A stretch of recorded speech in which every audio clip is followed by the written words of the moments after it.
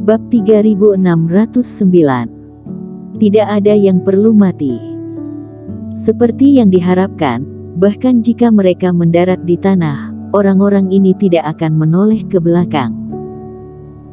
Apa yang membuat Erikin lebih sulit adalah ketika dia memasuki kabut darah, kabut di sekitarnya merasakan kerumunan dan mulai bergetar seperti mendidih. Hal yang terburuk terjadi. Dalam suara serangkaian hantu dan serigala dan di antara kabut darah, iblis darah biasa memadat. Dan karena kecepatan kerumunan itu sangat cepat dan ada banyak gerakan, kabut darah memadatkan iblis darah dalam jumlah yang jauh lebih besar daripada ketika mereka terbang ke atas sebelumnya. Dalam raungan itu, banyak iblis darah keluar dari kabut dan bergegas menuju kerumunan. Di bagian belakang, ada ribuan iblis darah pola putih yang mengejar dan terus maju ke depan. Kabut darah terus memadat dan memadatkan iblis darah. Karena diapit di depan dan belakang, tidak ada cara untuk melarikan diri. Hanya bisa bertarung. Bang! Api suci dan guntur masih meledak dengan kekuatan. Iblis darah biasa yang baru dipadatkan hancur oleh guntur, atau langsung ditelan oleh naga api. Dalam sekejap, Erikin bisa membunuh ratusan iblis darah ini. Tetapi jumlah iblis darah di sekitar terlalu banyak, api suci naga emas terus-menerus dikonsumsi saat membunuh ratusan musuh itu. Kekuatan api musuh dan gas guntur terus melemah, berkurang menjadi hanya mencakup beberapa kaki di tanah di dekatnya. Dalam kabut darah, iblis darah biasa yang tidak takut mati maju satu demi satu, seperti awan gelap yang menutupi langit, terus-menerus menolak keberadaan beberapa orang itu dengan tubuh mereka. Paman Yuan dan yang lainnya tidak punya waktu untuk beristirahat, mereka harus terus mengayunkan senjata mereka untuk membersihkan makhluk yang lolos dari serangan itu. Cindy pertama kali memiliki bekas luka di lengannya dan kemudian Paman Zhu dan pria paruh baya itu juga mulai mengalami luka di tubuh mereka.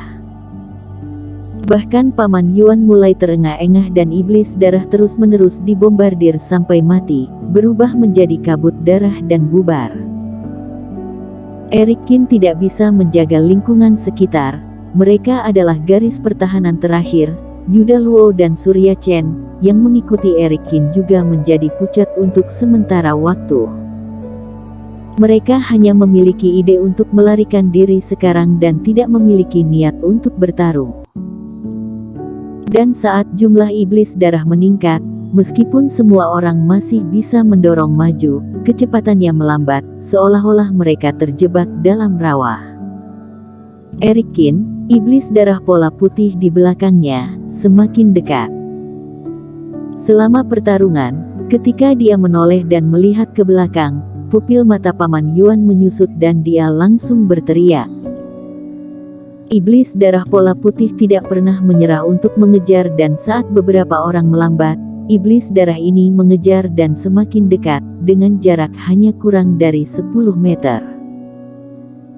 Di depan iblis darah biasa ini, mereka masih bisa menghadapinya, tetapi jika mereka dikelilingi oleh iblis darah pola putih dan kabut darah muncul tanpa henti, iblis darah biasa, yang tidak pernah bisa dibunuh sampai habis.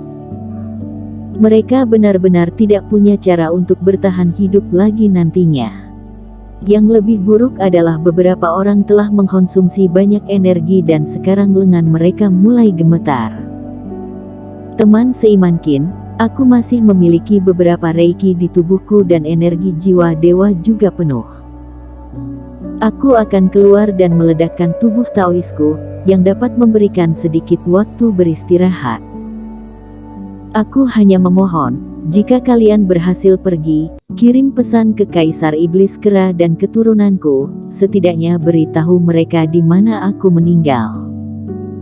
Melihat situasi yang semakin kritis, Paman Yuan menggertakkan giginya. Paman Yuan, jika kamu benar-benar ingin meledakkan dirimu, kita bertiga harus maju lebih dulu. Jika bukan Tuan Qin, kita sudah mati dan kamu masih bisa membantuku nanti, kita hanya beban saja." Mendengar ini, Paman Zhu dan yang lainnya langsung berteriak. Reiki mereka hampir habis dan mereka telah membuat rencana untuk mengorbankan hidup mereka dan sekarang mereka berbicara tanpa ragu-ragu. "Ya Tuan Qin, klan iblis ini benar, jika kita terus seperti ini, semua orang akan mati. Lebih baik biarkan mereka dan Yuda Luo menghancurkan jiwa mereka dan menciptakan peluang untuk kita berdua." Surya Chen langsung menjawab, "Kentut, aku memiliki pemahaman lebih tentang Pulau Darah ini dan apa yang kamu tahu, mengapa kamu tidak mengikuti mereka untuk mati? Aku masih berguna jika dibiarkan hidup." Yuda Luo membantah lagi. Namun, Erik Qin benar-benar menutup telinga terhadap saran beberapa orang ini. "Tidak ada dari kalian yang harus mati, kita hanya perlu keluar saja dari kabut darah ini dan kita punya kesempatan.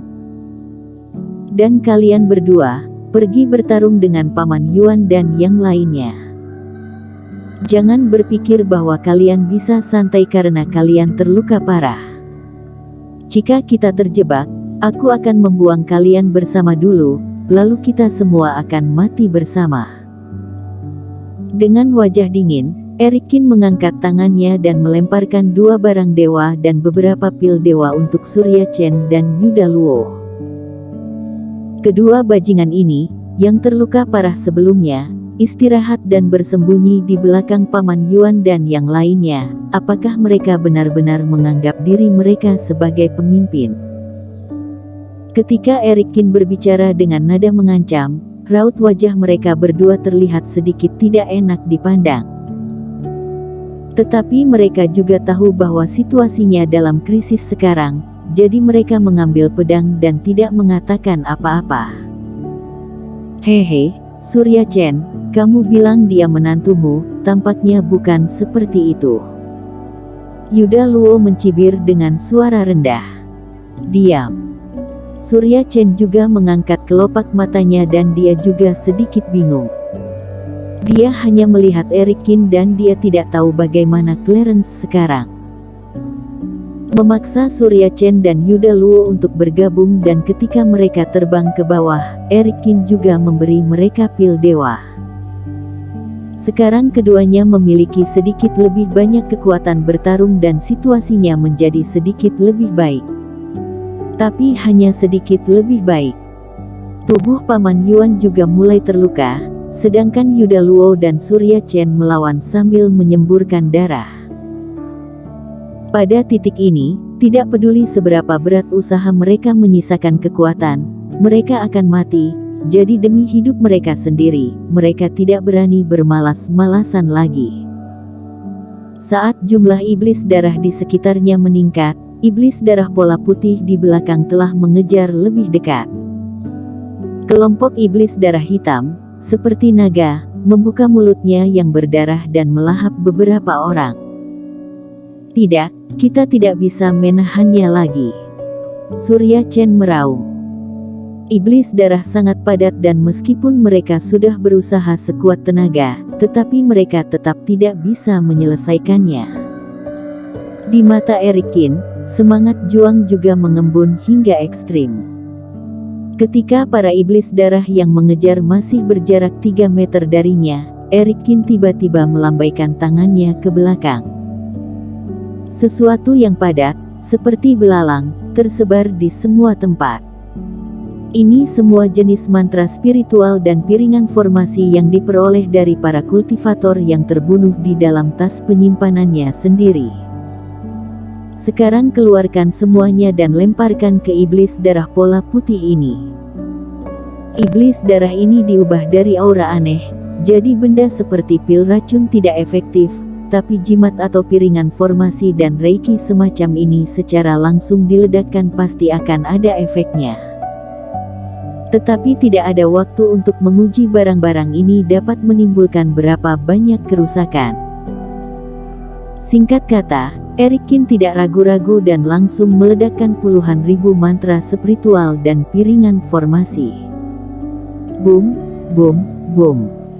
Begitu banyak piringan formasi meledak dan gelombang liar tiba-tiba meletus di atas. Reiki seperti air pasang, mengalir deras. Barisan depan iblis darah pola putih yang mengejar mereka semua dilenyapkan dengan pengeboman langsung. Siu. Setelah waktu yang singkat, Erikin mengeluarkan permata. Jangan melawan. Dengan suara pelan, permata mengeluarkan tenaga hisap yang menghisap Surya Chen dan lainnya dan Erikin hanya menyisakan Paman Yuan saja. Segera setelah itu, Erikin melakukan teknik menyelinap dan setelah menghilang sebentar, dia melakukan transisi alam semesta sebanyak 2 kali. Setelah 2 kali pemakaian ilmu sihir, akhirnya dia berhasil menjauh dari ujung kabut merah dan arah di bawahnya adalah Pulau Darah. Bersambung.